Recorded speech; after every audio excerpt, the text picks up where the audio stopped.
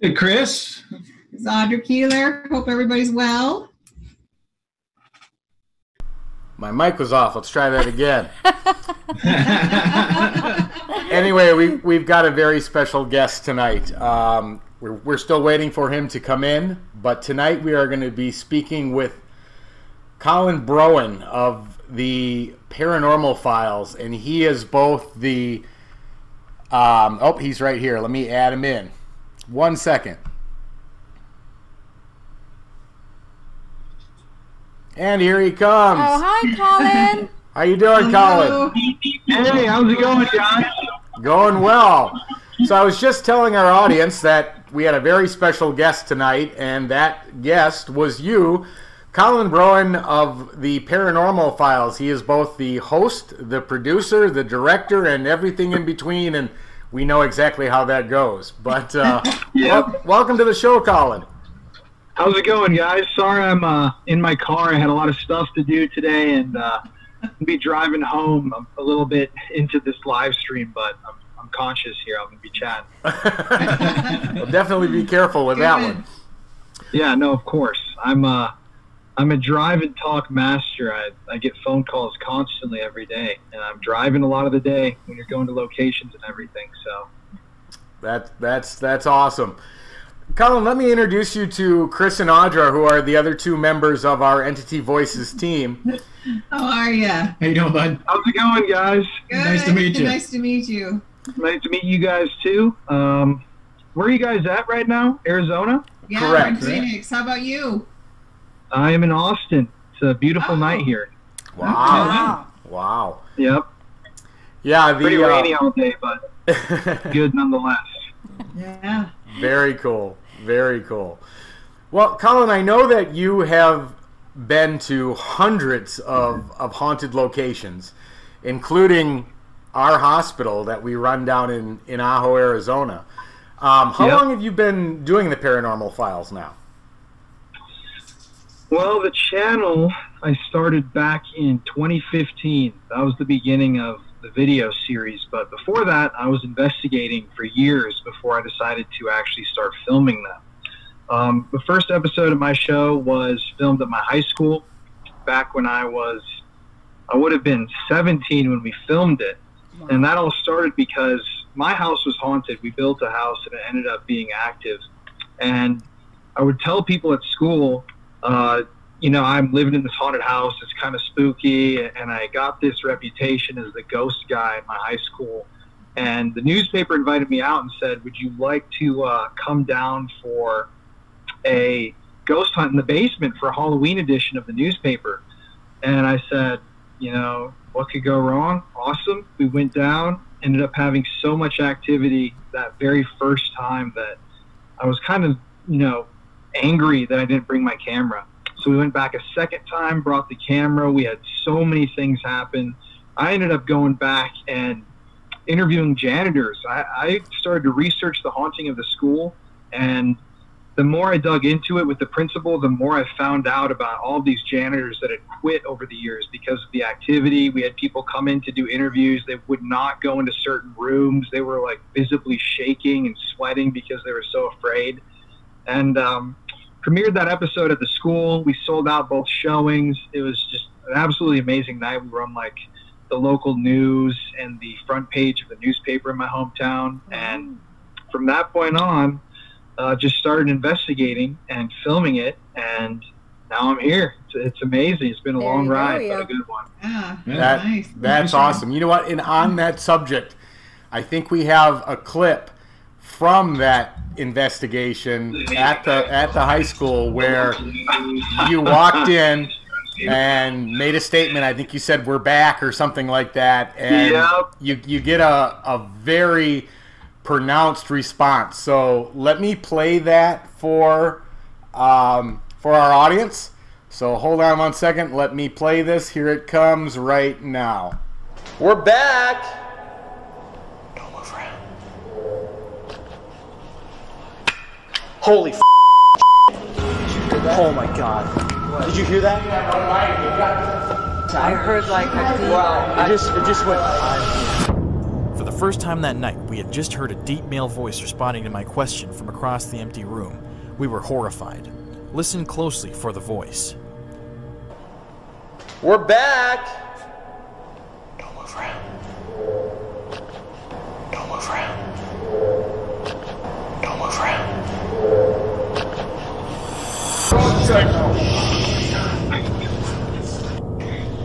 So that wasn't you?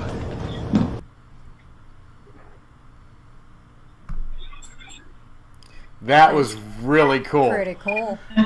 That was a very, very deep male voice responding to you.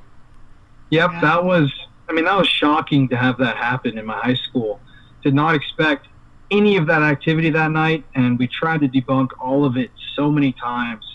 And that's one of the videos that kind of haunts me in a way, because the things that happened were so clear and so just present that, you don't really find that when you investigate. And to have to go back and look at that video and watch all of that evidence over and over again and think, what the hell was that? Like, what caused that? I don't know, but it always makes me think, because those voices were so clear. And the piano playing, we had the piano playing in the auditorium, we had lights flashing. It was just a crazy night. That was just one night, too, a couple hours. Wow. Was the high school known for being haunted prior? I think you said they had janitors quitting and things like that. Yeah, well, they had like a legacy of, people that had quit and different ghost stories that came from the high school. But the funny thing is, nobody in my town said that the school was haunted. And I was shocked, because I was a huge paranormal fan, and I found out that my high school was supposed to be haunted. And that's why it piqued my interest. And when I dug deeper and deeper, I unearthed these stories. And what's interesting now is there are a lot of videos on YouTube talking about the most haunted high schools in the U.S. and the world, and lists online. And my school is always put on those lists now because of my video that I made kind of creating this haunting. And I actually went back just, I think, a year and a half ago, and I walked into the school because school was going on at the time, and I talked to the principal who I knew, and I was just interviewing kids in the hallways, asking them between class, do you guys know that the school is haunted, or what have you heard about the ghosts? And every single person we talked to knew about it. Said, this guy even told me that his friend's parents specifically requested that he not go to my school because of the haunting, because they were so religious. They wanted to go to another school, and open enrolled. So created the haunting there at school. Question, Colin. So did you try to go back again and investigate? I've tried, but what ended up happening with the premiere was we got a lot of backlash from the school district. People were very, very angry that I was making statements about the school being haunted. I got personally messages to my house. Rural pastors and preachers had actually found my address and were sending me these different threats and books about how I'm contacting the devil. It was a pretty big thing. Even the principal, she told me they got about 30 calls a day in the days leading up to the premiere of parents that were like so offended that they were promoting the school as haunted. So after that, they just said, yeah, we can't let you in again. But when I went back, they let me go down to the basement and just film a little bit to see what it looked like now. I didn't get to investigate, but it's just one of those things where it's just too much effort, and it would be a real upset to a lot of people that they kind of just shut it down. Yeah, we totally understand that. There was a hotel that we've investigated, I don't know, 50, over 50 times. Yeah, many times. They did not like being known for having paranormal activity either, and they the last couple times we tried to get back in there, they're literally like, no. You can see it all over the internet. Oh yeah, we posted them all over the internet, but for years. But yeah, that occurred. Yeah, some locations are really like that, though. They just don't want the stigma. I don't know why. When it's so popular today, it makes no sense. Yeah. Right. No, it would bring more business in. People wanted to stay at the haunted hotel and the haunted house. Absolutely. That's what we say all the time. Is why they want to shun against that. Makes no sense, because you're right. It brings people, and historic hotels, because they don't have the modern amenities, because they're using an air conditioner that was built 106 years ago. You know, you're paying the same pricing, but you're not getting those amenities. To have it be announced as being a haunted location, I would think that would drive their business today, at least. Maybe not 20 years ago, but today through the roof. Exactly. Right. Especially if you let a couple of YouTubers in and film videos, man, you're gonna have the room is booked out for months. Man. Exactly. Why not? You know. So, out of all the places you've been, Colin, and I know you've been to a lot of them, and in overseas and different countries, what would you say was the I don't even know what word to use because there's so many variables on it, but what's your choice of the best place that you went to? Well, I mean, I've been to a lot of locations that have had really good activity, but to me, I like the places that are very dark. I like the kind of extreme history and telling the stories of people that a lot of times don't have a voice. So to be given the opportunity to investigate and cover a story that's really, you know, twisted and it needs to be brought to light is what I like. So in America, for example, it's a very overplayed choice, but Pennhurst in Pennsylvania was just an insanely active place. Like, took me by total surprise the amount of things that happened to us that night when we were there. And it was just intense. It felt horrible. The history of that place, the shame of Pennsylvania, is just so twisted and sad. And, you know, a lot of those people died and they don't even have proper burials and stuff like that. Right. But Pennhurst was crazy. In England, we went to a school called the Yorkshire Martyrs College, which is a giant... Yeah, it's crazy. It's a Catholic university. It was closed down, and you have to walk through a field to get there. It's a gigantic complex, pitch black. We ended up walking through the woods to get there, right by a cemetery at about midnight, and there's a fog on the moors. This was in deep England. Wow. And as we crossed, we're like, man, this feels really weird. And you kind of get to the buildings, you go inside. It's been empty for years. And there's a big fire there, I think 8 or 9 years ago, that killed some homeless people that were living in the building.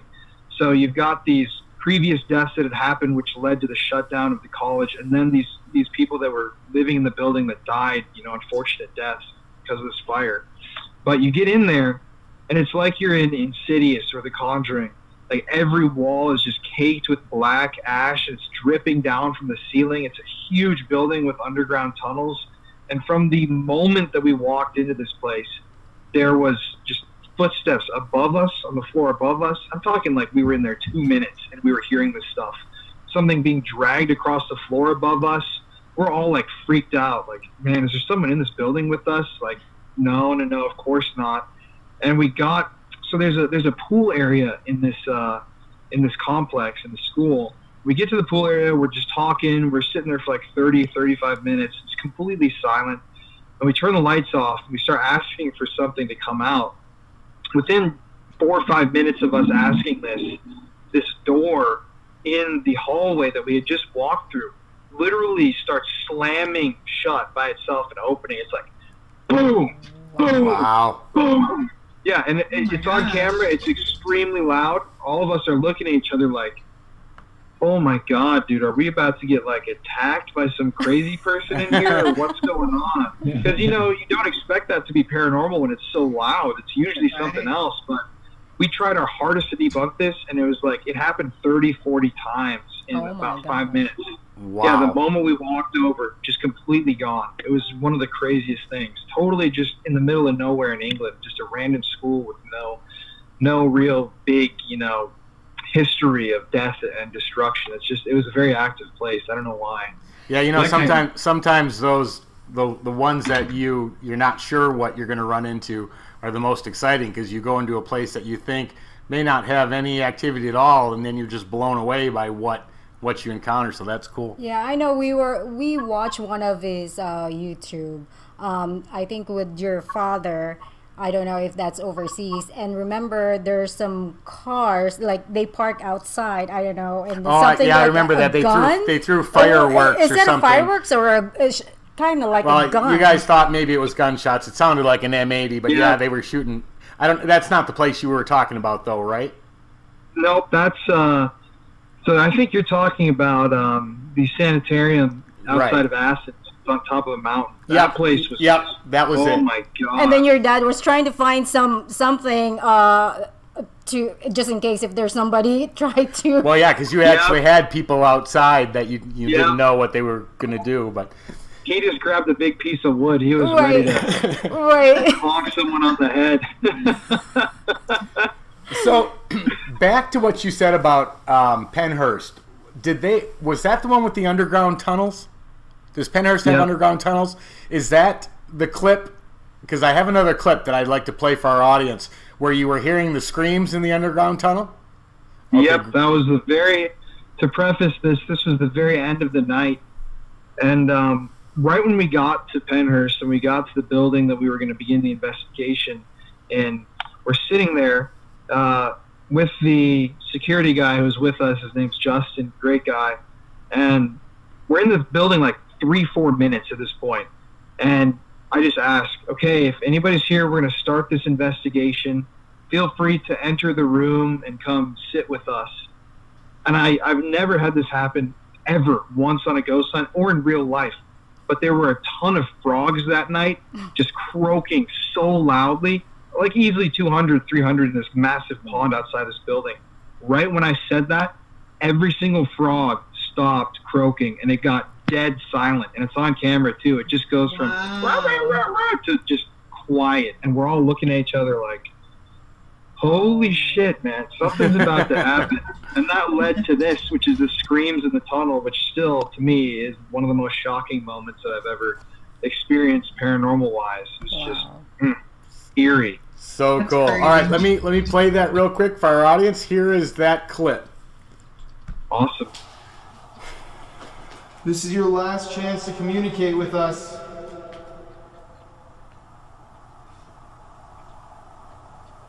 Can you show us that someone is still down here in these tunnels? Suddenly, we began to hear screaming echoing down from the end of the tunnel that we were hearing with our ears and picking up on the camera. The footage that you're about to see is going to go down in history as one of our scariest moments ever while filming the show, and one of our craziest pieces of evidence that we've ever captured.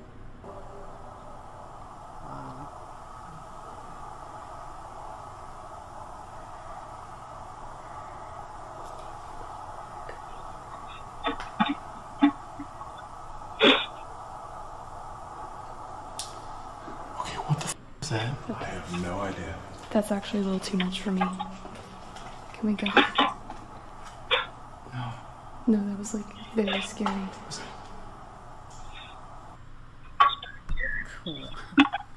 Wow. Yeah, that was crazy. That was cool. That was cool. That's just hearing that and the way that the temperature just dropped so deep to the point where you actually are able to see your breath. And, that's like a horror movie trope. Oh, it's cold in here. The ghost is around.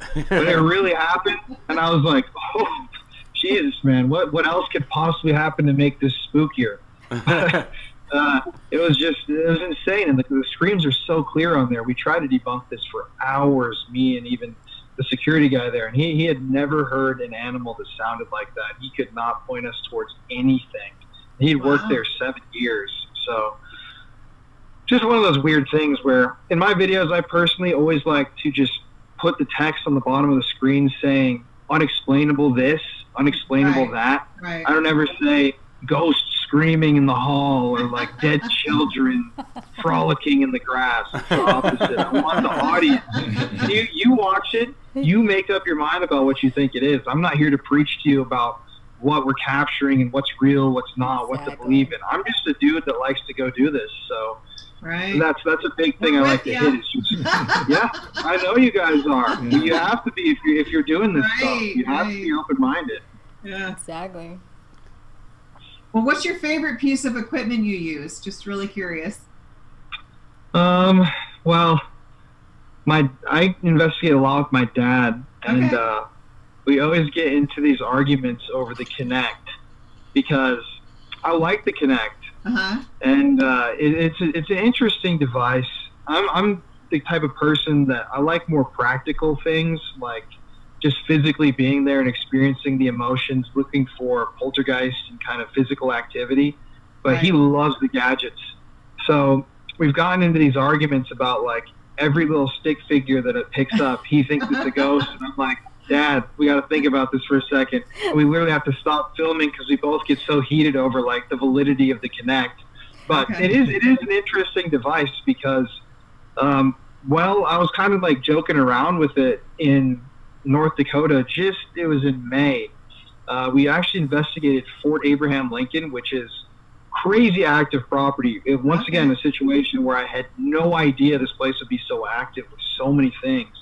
But they have horse stables at the back where these soldiers in the Civil War, when they were stationed there, they would go to the stables to be sad because it was the only place where they could get away from the kind of barracks and all the different people that were constantly on the fort. And multiple people hung themselves in the stables and committed suicide. And so we're using the Kinect, and I'm like on video making a joke like, ha ha ha, get the Kinect out. And he's like, it's going to work. And we're like looking around, and it literally captures a stick figure in one of the stables hanging from the ceiling in the center of the... Oh, gosh. Yeah. And in the video, you can hear us. We're like, oh, my God, is that a figure? And then it kind of like lifts up when he changes the angle, and we're like, oh, my God, it's hanging. We like freaks out. It's like, so to me, like, that's interesting. But I love the ovulists, and I honestly love dowsing rods. Dowsing rods are one of my favorite pieces of equipment. We use those too. They're great. I've gotten some really cool responses with dowsing rods before. Okay. We have recently, we've had them for years, but only probably in the last couple of months have we actually found out or got them to work. I mean, for probably the first year, I kept asking questions and they were just swinging around randomly and didn't do anything. But it took time, took practice, and yeah, once you get them to work right, they're phenomenal. Yes, they are. A question for you, Colin. Jay Blumke is curious, what place do you want to investigate more than any other and why? Jay? Yeah, Jay. Is Jay watching? Yeah, he's watching right now. Oh, God. Jeez. You should have warned me that he was going to be here. Man. Hey, Colin, by the way, Jay's here. Thank you. I would say if anywhere on the planet, it's kind of a contrived choice, but I really want to go to Okigahara in Japan, the suicide forest. We were in Japan last year, and we wanted to get there, but our layover flight, we had like 24 hours, and it just wasn't enough time to get out that far. Yeah. And but yeah, that's on our bucket list too. Yeah, I mean, the fact that there are still decomposing bodies in the area, and so many people have never been found. The energy there has to be just crazy, you know? And I don't want to pull a Logan Paul and go videotape a corpse or anything like that. It's total opposite. No. I want to give everybody their respect and their space and treat the issue with the deepest respect. And, you know, you have to find sometimes a way when you're filming these videos and investigating to kind of walk that line a little bit in some of this history that you have to cover, because a lot of it is really dark and a lot of it is at times controversial. And I've been demonetized in certain YouTube videos before for even covering like Ku Klux Klan history. I was covering this small town in Florida. There's a cemetery. They said they had a Ku Klux Klan hanging tree. I couldn't find any history about this place. I just did my research. I uncovered all these things about this small town. I found historical photos from the Florida archive that had KKK people marching in the streets of this small town in the 20s, like photos of this happening. And found just so many different really bad, like racist things that happened there. And I covered that in the video saying, like, maybe this is the bad energy that's contributing to this place being haunted, these terrible things that have happened. But got demonetized for just simply saying KKK. It wasn't hate speech, but just because it's mentioned, I couldn't make any money on the video. And that once, you know, when that happens, it just, how do you say it? Like, not encourages.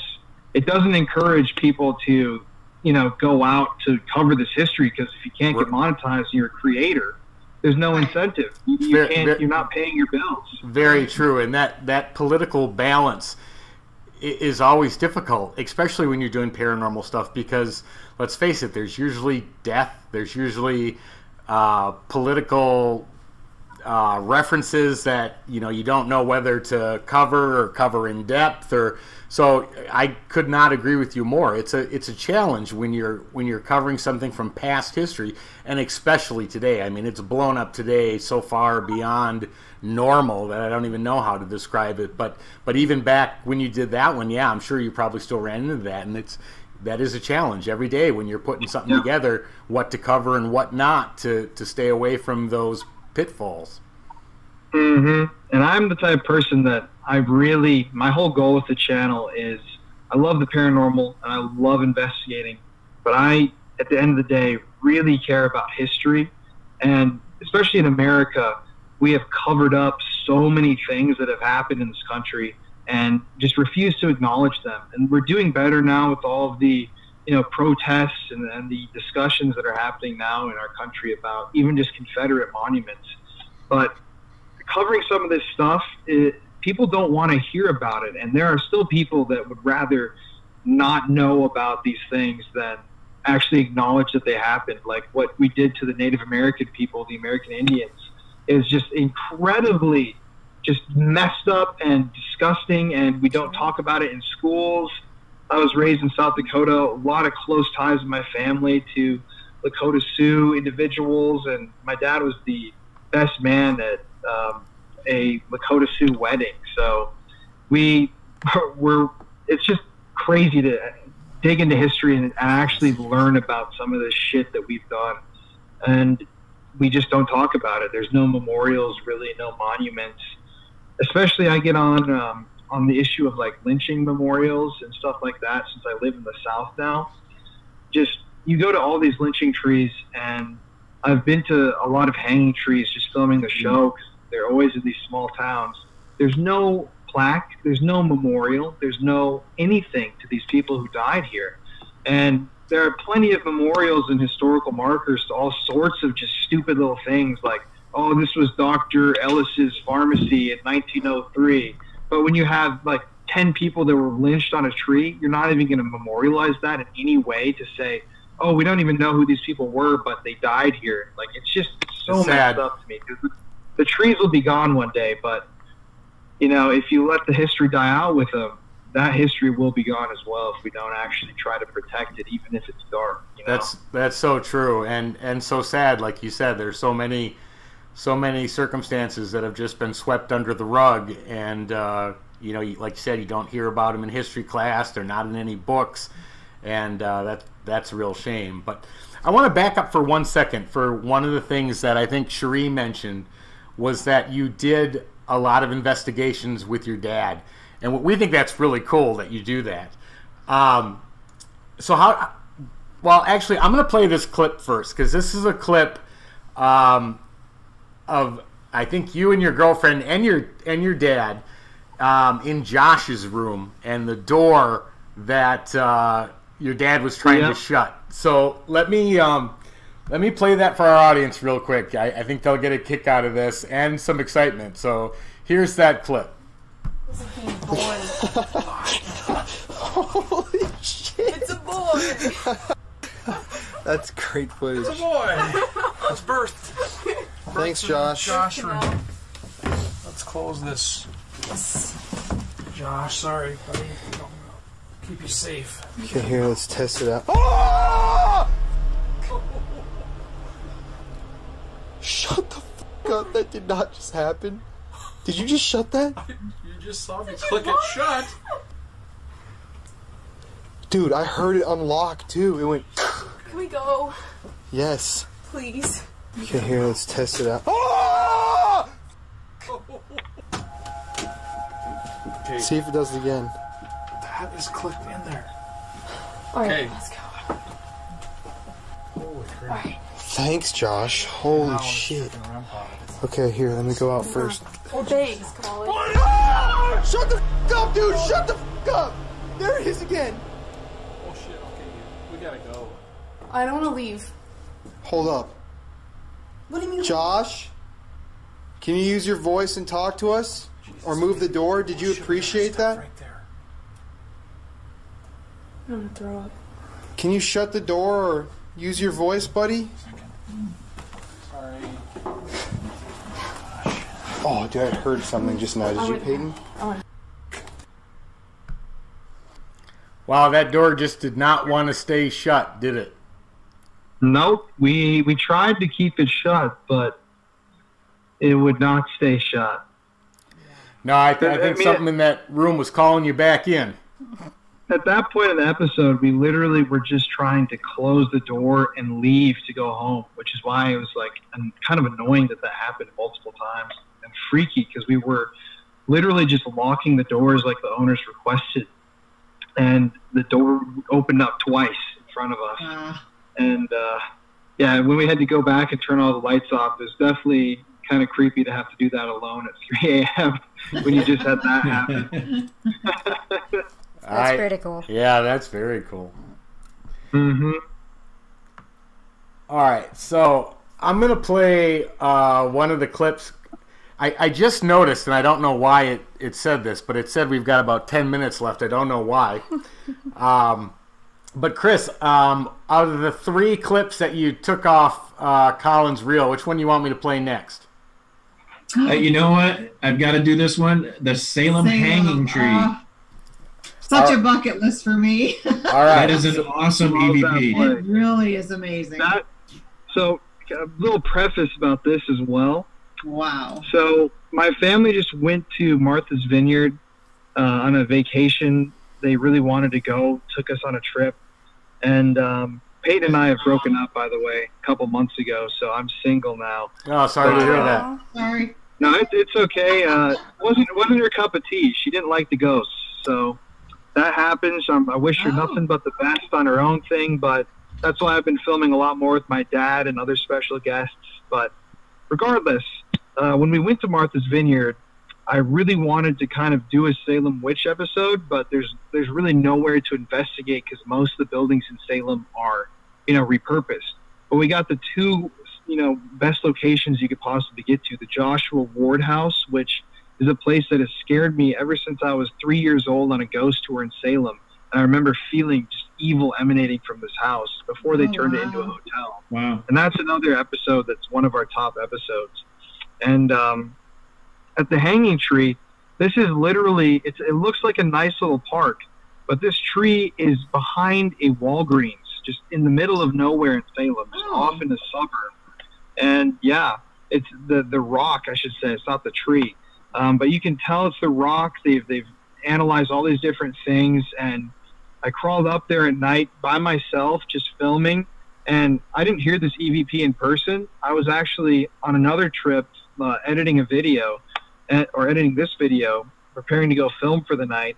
And I came across that just sitting with my headphones on, listening to it. And I heard that voice, and I was like, that was me, wasn't it? Went back and watched. I'm like, holy shit. I literally slammed my headphones down. I'm like, what? And I called a bunch of people and showed it to them on FaceTime. I'm like, that's just nutty that I captured that. It was nutty. It's almost like she's begging. Yeah. I won't give it away. Like, wait. It's such an eerie clip too. It scared me, honestly, listening to this. All right, let me play this for our audience, and here it is. If anybody is still here with me, John Proctor, Margaret, any of the Putnams.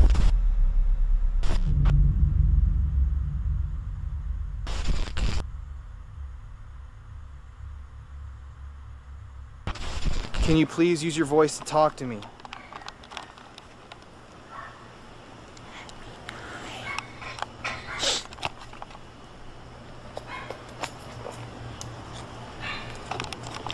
It is like...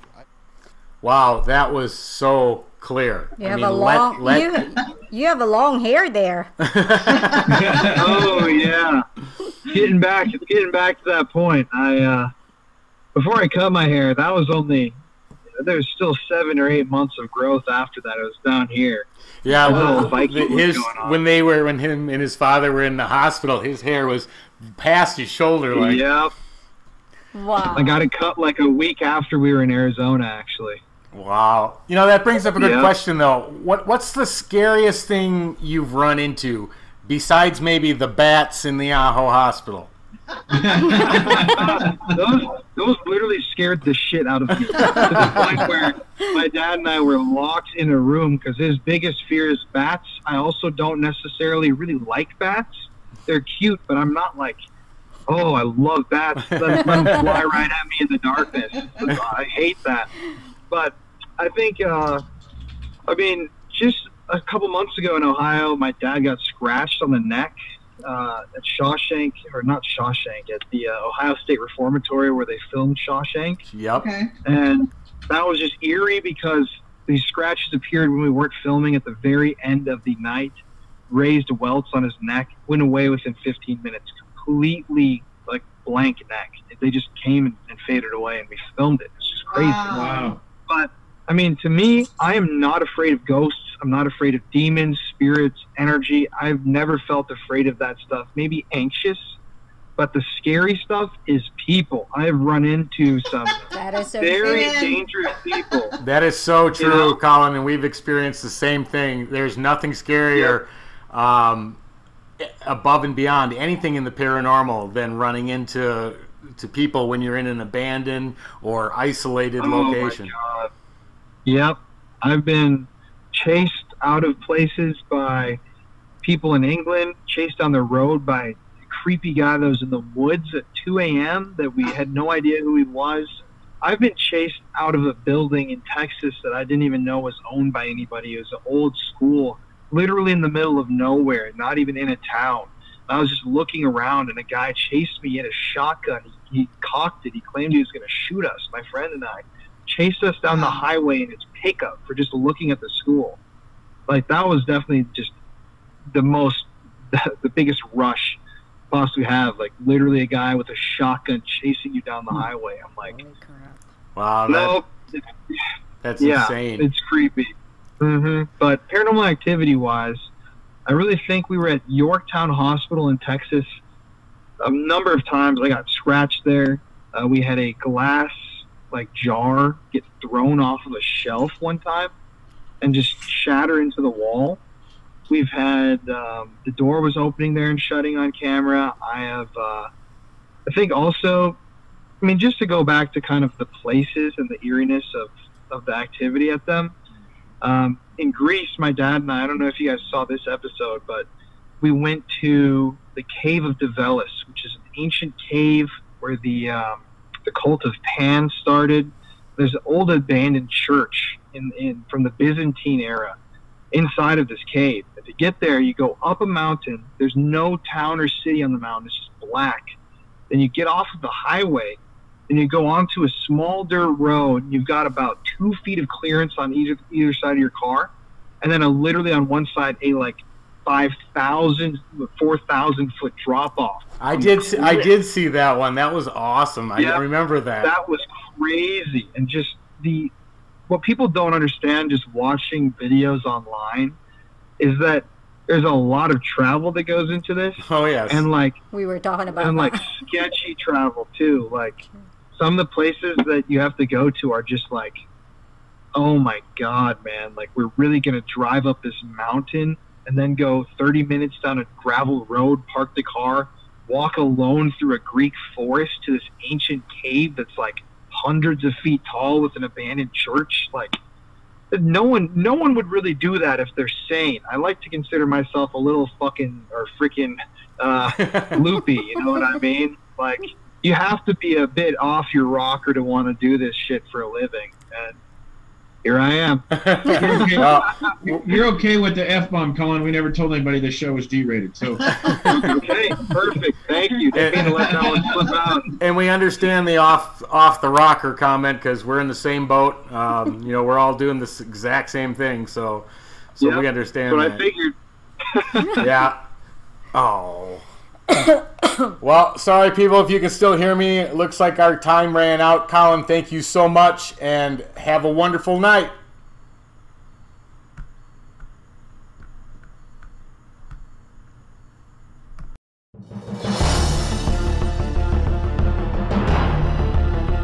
Hello, I'm Tony Rathman with Entity Voices Paranormal in Phoenix, Arizona.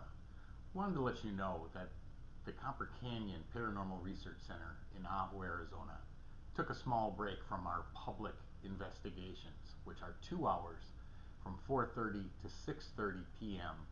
every other Saturday and Sunday, and every week on Thursday nights. We had to take a break due to COVID, but things are starting to lighten up and people are going back to work. So we're going to now allow those to be bookable again. You can still always book your 10-hour overnight investigation from 7 p.m. at night to 5 in the morning. Those have never been shut down, and available to be booked again on coppercanyonprc.com. So please feel free to go and book your 2-hour public investigation, and we'll see you there. Here's a short clip of what it's like in the Copper Canyon Paranormal Research Center. Enjoy.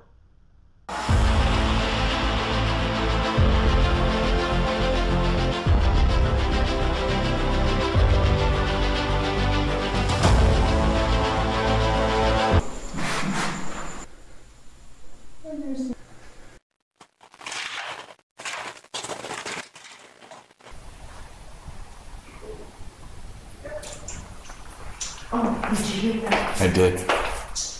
There's a woman in here. Mary, are you in here again?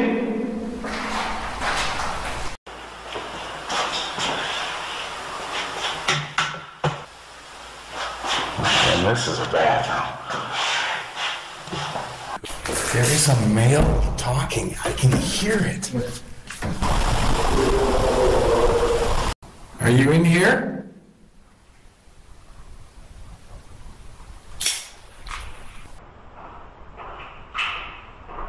Fucking hear that? Yeah. What the heck was that?